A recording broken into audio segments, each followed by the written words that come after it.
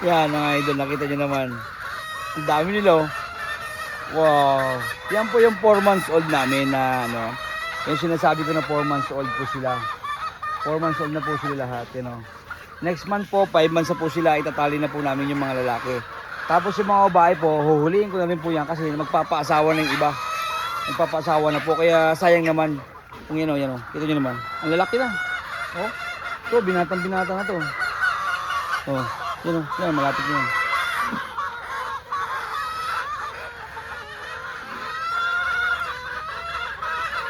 Kaya gusto kong hulihin to.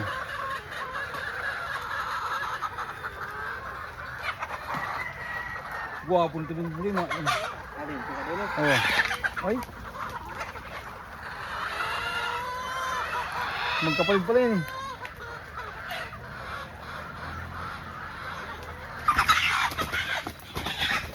Ang pagkakaspasin. Yan. Yan. Laki.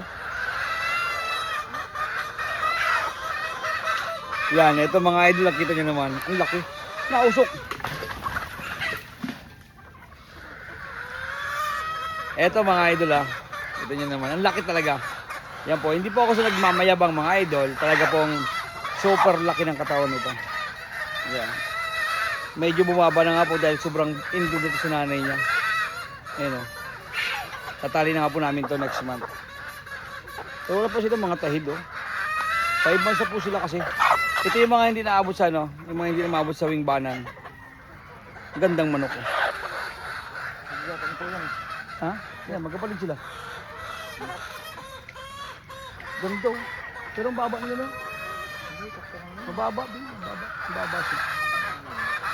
Pero yung pang-ilalim mahaba. Kaya mga idol. Oh, ang ganda ng mga katawan mga idol. Yan, kapupurga nga po lang ito ni Toyo ng isang araw. Pinurga mo ba talaga ito?